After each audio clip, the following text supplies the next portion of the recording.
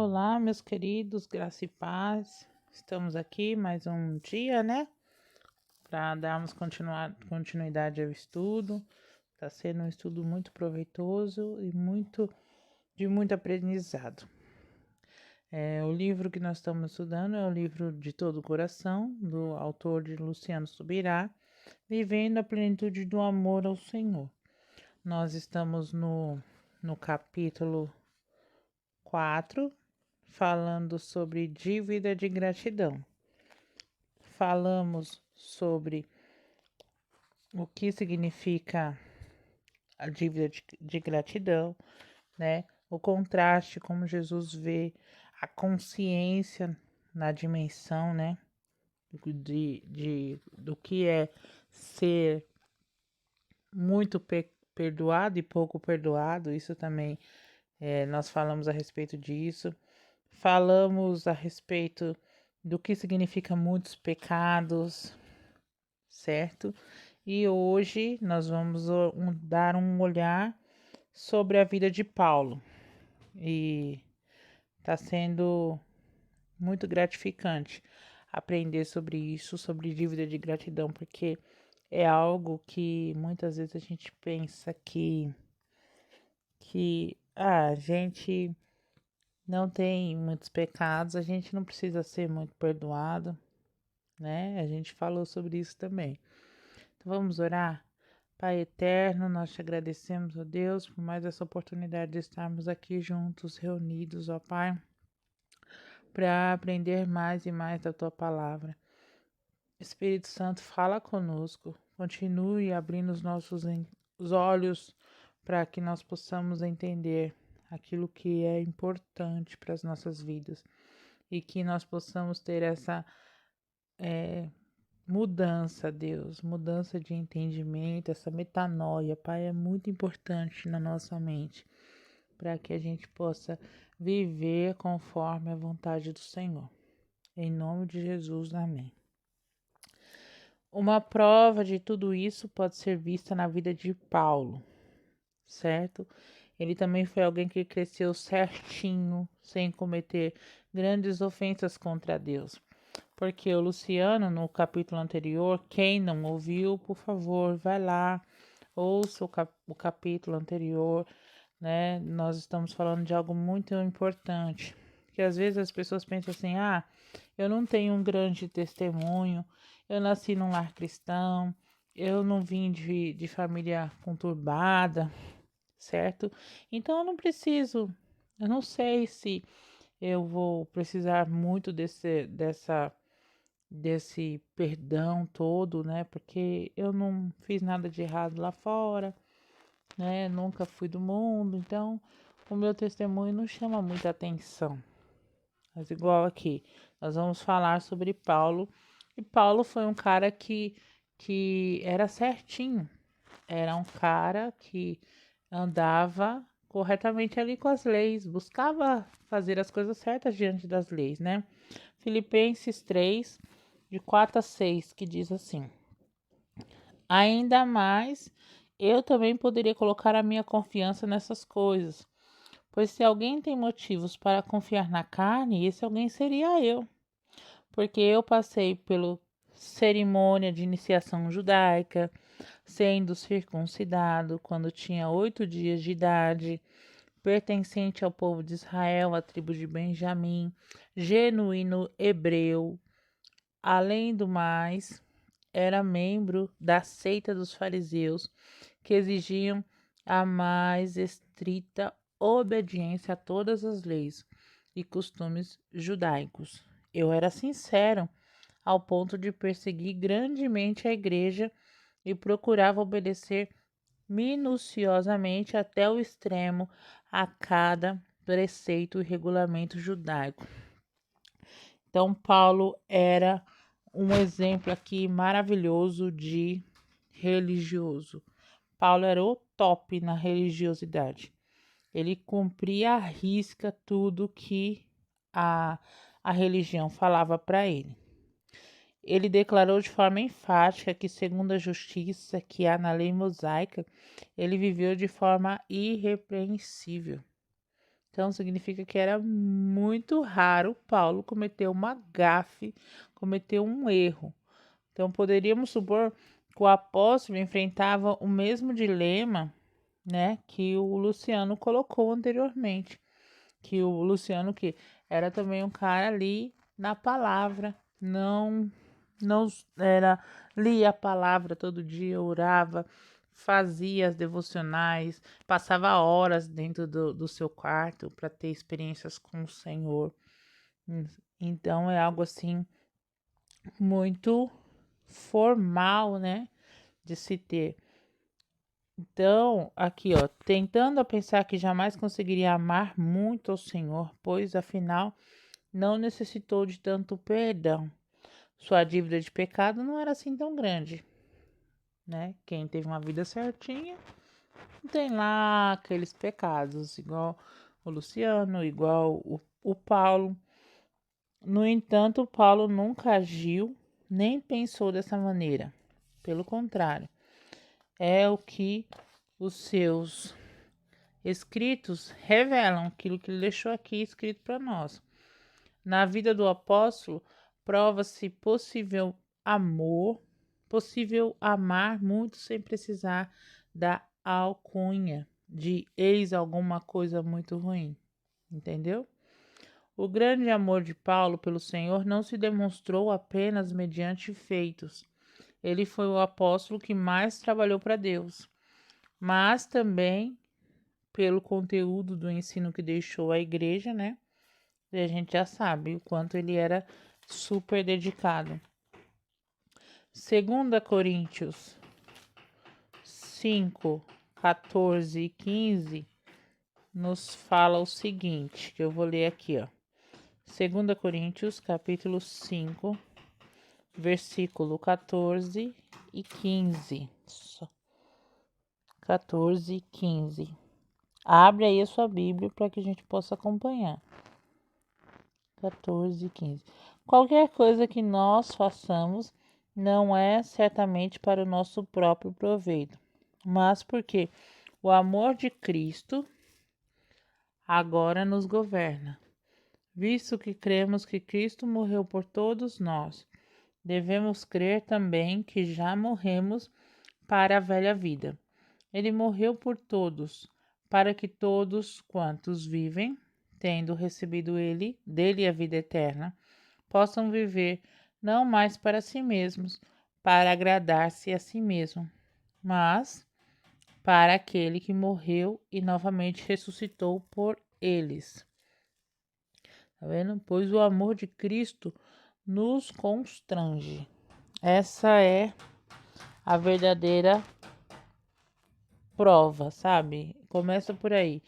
O apóstolo ele nos revela que o entendimento do amor de Cristo produz um efeito em nós, o constrangimento da gente olhar para si e ver o quão constrangido pelo amor que eu sou. Eu sou o quê?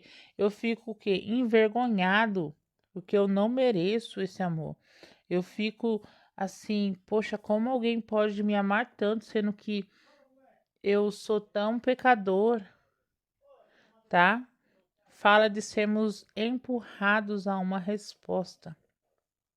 A palavra grega que consta nos originais e foi traduzida por constrange é sunesho, de acordo com Strong, dá a ideia de manter o todo, para que não caia em pedaços ou que algo se dissolva, ou manter com constrangimento. Também era usada com o significado de comprimir, prensar com a mão, pressionar por todos os lados.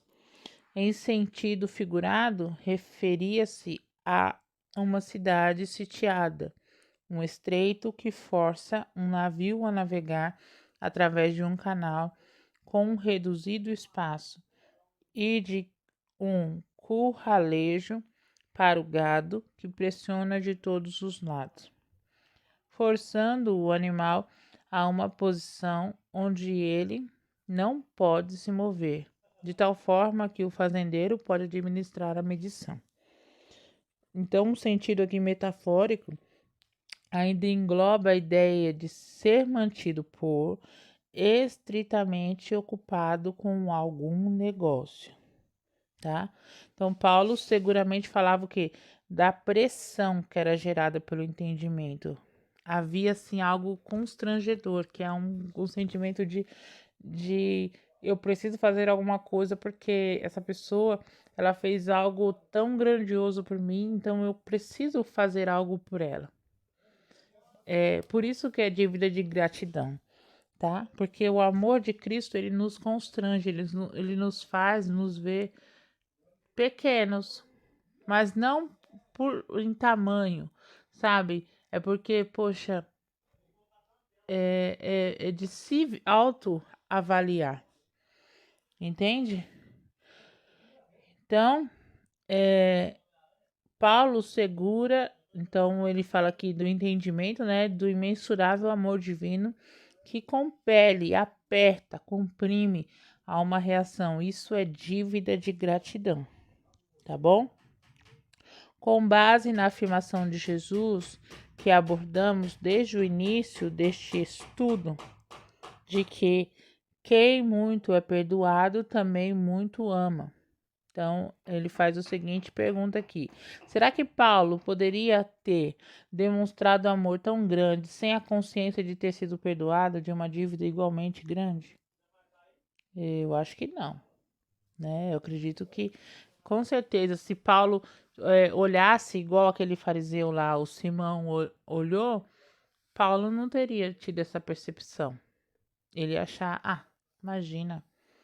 Na realidade, ele mantinha o quê? Tal consciência. Ele não se via só pecador, mas o pior de todos os pecadores. Como ele deixa escrito lá em Timóteo. Ele fala isso: eu sou dos piores.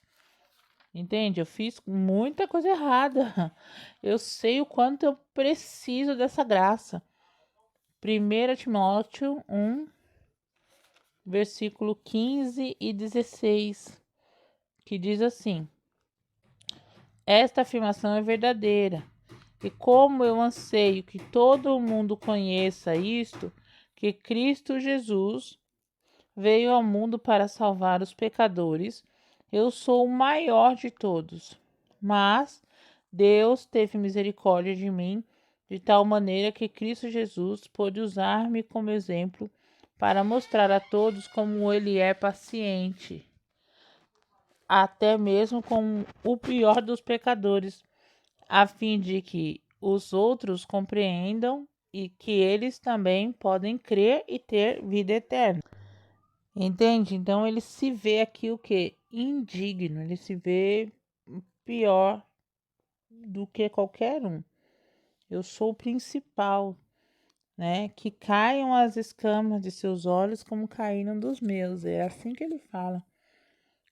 Ao abordar uma grande dívida, Jesus se referia à capacidade de que considerar quão graves são os nossos pecados, porque é gravíssimo os nossos pecados. Eles estão o quê? Nos separando de Deus. Isso que faz o pecado. Não importa se é pecado de adultério, se é pecado de pornografia, se é pecado de mentira, se é pecado. Dar nome ao pecado, isso não importa. Entende? Isso não é relevante. O que é relevante é eu saber que eu errei. Igual, eu voltei a trabalhar recentemente, estou em fase de aprendizado e experiência, né? E assim, eu fico muito triste quando eu erro, de verdade. Eu fico, faz parte do meu temperamento. Eu gosto de fazer as coisas certas. E de repente, quando eu sei que eu tô cometendo erros, eu fico nervosa e ansiosa. Infelizmente, essa é a Delma, né? Eu não consigo levar assim tão facilmente. Mas é uma coisa que é legal. Eu busco o quê? Corrigir, entende? E eu tento não fazer de novo. Eu vou fazer o máximo possível para não cometer mais aquele erro. E eu fico triste quando eu cometo, porque eu sou falha, eu sou pecadora, né? E aí eu fico chateada, eu fico muito triste e tal, né? Eu mesmo me cobro. Minha mãe até fala: você se cobra muito, Delma, você se cobra muito. Mas é porque eu sei que eu preciso melhorar. Agora, se eu sei que eu cometo aquelas falhas e eu não busco melhorar, o que que vai acontecer comigo? Não adiantou de nada. Eu tô sendo constrangida? Não, não tô sendo constrangida. Porque eu acho que eu tô fazendo tudo certo. E aí eu não consigo me constranger com o quê? Se eu tô achando que eu tô fazendo certo. Entende? É igual lá no serviço. Se me falam que eu tô cometendo tal erro, eu vou fazer o quê? Eu vou buscar melhorar. Porque eu sei que esse tal erro no futuro vai me prejudicar, certo?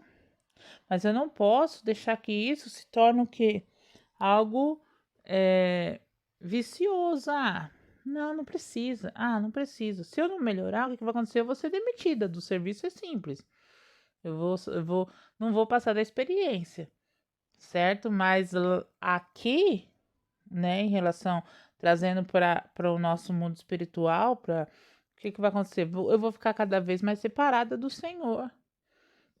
E isso é totalmente horrível para quem serve de fato a Deus, para quem busca ter experiência com Deus, para quem quer ter uma vida íntegra, sente o peso de uma dívida de fato que nós temos e é impagável.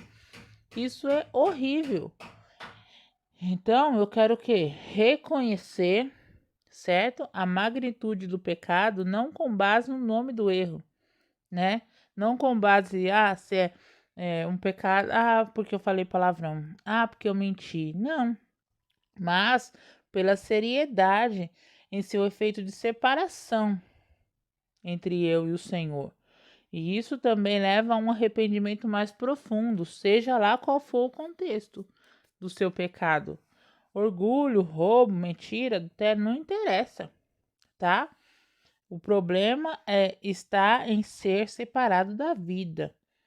Isso fica distante de Jesus, fica distante do que o Senhor deseja. E isso, os pecados nos separa de Deus. Paulo, como alguém que viveu de forma irrepreensível no tocante à extremamente rígida lei de Moisés, não foi um devasso, não foi um ladrão, não foi um bêbado, nem qualquer outra coisa que o rotulasse como um grande pecador. Tipo, não foi um prostituto, né? Não foi um publicano, vamos supor, né? Que eram aquelas pessoas que eram excluídas lá do povo fariseu. Contudo, ele se via assim. Então, como explicar isso? Basta olhar para sua constante rendição à ação do Espírito Santo. Desse lugar de rendição, ele conseguiu experimentar e demonstrar profundo nível de arrependimento. Só assim que eu consigo.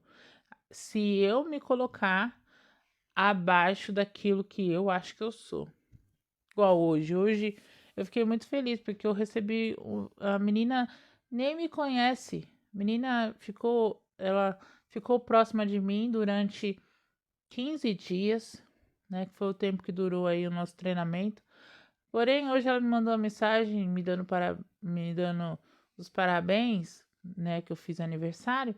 E aí ela me deu várias qualificações de elogios que eu falo assim, nossa, será que eu sou tudo isso mesmo?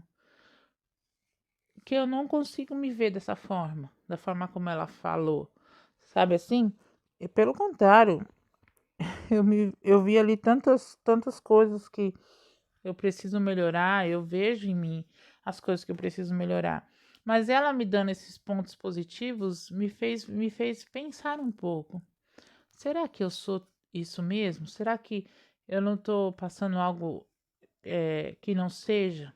Mas aí ela também me fez refletir e buscar enxergar que de fato eu sou. Isso me trouxe alegria ao meu coração, não tristeza, né? Porque elogios a gente recebe, a gente agradece, né? Mas da maneira como ela pôde enxergar aquilo que eu não estava enxergando. E isso me trouxe muita satisfação. E aí eu fico me colocando e vendo, será que o Senhor também me vê dessa forma? Entende? Porque é assim que eu quero que o Senhor me veja. Mas eu também não quero achar que eu estou enganando ou estou tendo umas duas faces, porque lá fora eu posso ser uma pessoa e aqui dentro eu posso ser outra pessoa, dentro da minha casa. Mas será que os meus me veem dessa maneira? Como uma pessoa boa, como uma pessoa passiva, como uma pessoa que deseja fazer o que é certo? Entende? É isso que eu estou colocando aqui, porque é assim que eu quero ser. Uma pessoa que tenha o caráter cristão, entende? E eu gosto das coisas certas.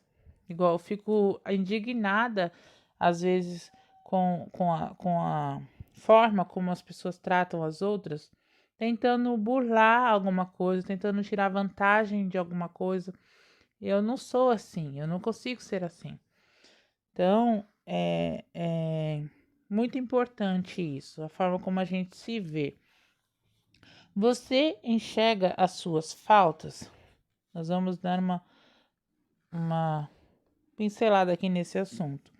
Repito, ao falar sobre os muitos pecados daquela mulher na casa de Simão, Jesus não se referia ao fato de ela ser uma prostituta, mas a capacidade de que ela teve de enxergar sua profunda dívida para com Deus.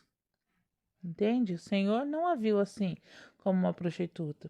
O Senhor viu o quanto ela estava profundamente arrependida. No momento em que Deus clareou meu entendimento a esse respeito, Ele também me mostrou minha própria vida sobre o outro ponto de vista. Deparei-me com minha sujeira, fitei minhas próprias misérias, distingui sentimentos, pensamentos, julgamentos, inclinações carnais, ainda em plena atividade dentro de mim, afrontando meu Pai Celestial. Percebi-me miserável, percebi-me o mais pecador de todos os homens. Talvez tenha entendido um pouco do que Paulo quis dizer. Eu já passei por isso também, porque eu vi, eu consigo enxergar quem de fato é a Delma sem Cristo.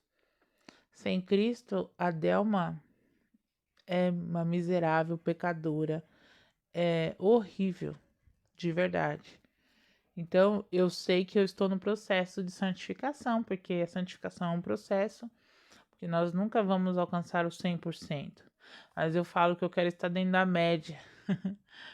Dentro da média, sim, aos olhos do Senhor, né? Aos olhos do Senhor, eu quero estar cada vez mais perto do 100%, vamos dizer, a estatura do varão perfeito. O número perfeito, 100%. Quem não quer? Quem não quer tirar 10, né?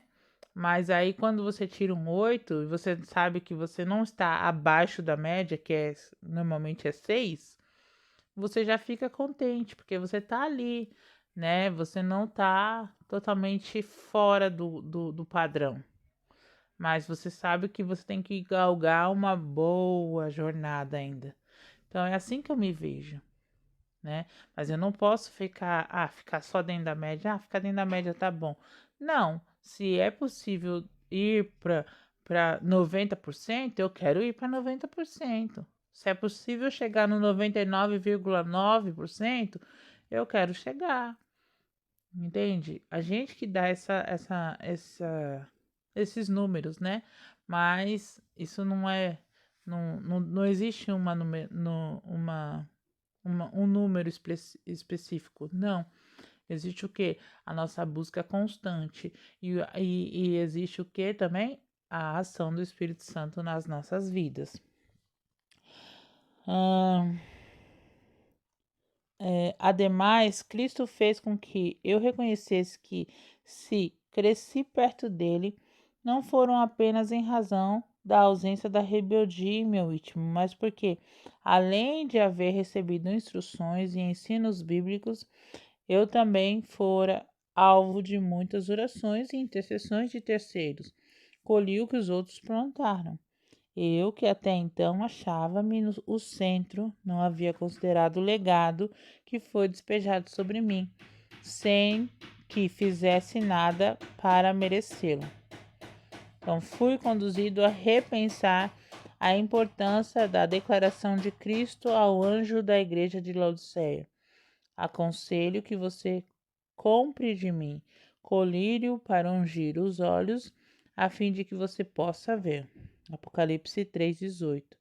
O que esse líder, a quem nosso Senhor repreendeu, precisava ver? O versículo anterior explica que era sua própria miséria espiritual. Sou rico, estou bem de vida e não preciso de nada. Mas você não sabe que é infeliz, sim, miserável, pobre, cego e nu. É o Apocalipse 3,17. Então, tudo, é, tudo tem a ver, né? Como eu me vejo? Como eu me vejo? Eu me vejo o mais cara top, né? A mulher mais top de todas. Ou eu vejo o quanto eu preciso e necessito da graça do Senhor. Sem Cristo eu nada seria, sem Cristo eu não sei andar, sem Cristo eu morreria. Qual barquinho no imenso mar? Sem Cristo nós não somos nada. E é isso que está querendo dizer aqui. É evidente que Jesus não falava da condição social, e sim da espiritual. Mas se nossos olhos espirituais não se abrirem para a intervenção divina, não chegaremos a dimensionar nossa própria miséria. E sem mensurar o tamanho da dívida, jamais estimaremos o tamanho correto do perdão divino que graciosamente recebemos. Aí então comecei a entender também por que o diabo tenta transformar-nos em pessoas religiosas e espiritualmente orgulhosas. Quando nosso coração perde sensibilidade e inclinação ao arrependimento, extravia-se também a habilidade de crescer em amor ao Senhor. Isso é muito interessante, porque o diabo ele tenta nos enganar com essa coisa. Você ora, você faz a sua parte, tá bom, tá ótimo, não tem problema não. Se você é porque eu era assim, como eu falei, tava ali. Eu oro, eu li a Bíblia, eu não faço nada errado, né? Assim, eu tô bem, vixe, tô bem, melhor que muitos aí que nem não faz nada. É assim que eu me via. Até que o Senhor foi e falou: opa, pera lá. Só que o interessante é que o Espírito Santo, ele não me julgou. Ele não me condenou. Não, ele simplesmente foi tocando no meu coração e mostrando que eu podia ir além, que eu precisava ir mais além com ele. E isso foi chocante para mim, porque aí eu compreendi que eu sou nada. Aí eu consegui compreender o quanto eu estava muito abaixo da média não minha, tá? Na média do Senhor, certo? Aí então a gente começa a entender que quanto o diabo ele nos cega para que nós não cumpramos o propósito de Deus nas nossas vidas. Ele nos deixa assim, cegos religiosamente, cegos espiritualmente, nos deixa orgulhosos, nos deixa de uma maneira que a gente se acha o tal e fica achando que o defeito é só no outro, né? Extravia-se tudo e extravia-se até mesmo o amor, que pode crescer, que a gente pode se doar mais, que a gente pode. Para que isso aconteça, eu preciso entender o quanto eu preciso mais e mais de Cristo, o quanto eu preciso mais e mais do Espírito Santo agindo na minha vida. Jesus, ele mostrou que o natural é o homem ter grande dificuldade de perceber as próprias faltas, embora haja enorme facilidade de enxergar erros de outros. Mateus 7, de 3 a 5, que nos fala o seguinte: por que você vê o cisco no olho do seu irmão, mas não repara na trave que está no seu próprio olho? Ou como você dirá a seu irmão: deixe que eu tire o cisco do seu olho, quando você tem uma trave no seu próprio? Hipócrita! Tire primeiro a trave do seu olho, e então você verá claramente para tirar o cisco do olho do seu irmão. Então, muitas vezes não enxergamos as nossas misérias, não enxergamos os nossos próprios defeitos, porque não permitimos que o Senhor as revele a nós. Mas a gente olha o erro do outro, o defeito do outro, né? O apego do outro. Isso a gente consegue olhar tudo. O caminho contrário, todavia, no que acontece, acarreta a revolução no íntimo. Quando entendemos pelo Espírito de Deus que nos convence do pecado, a dimensão de nossos erros e pecados e genuinamente arrependemos-nos perante o Senhor. Então a consciência de tudo o que Ele fez por nós enche nossa alma de gratidão.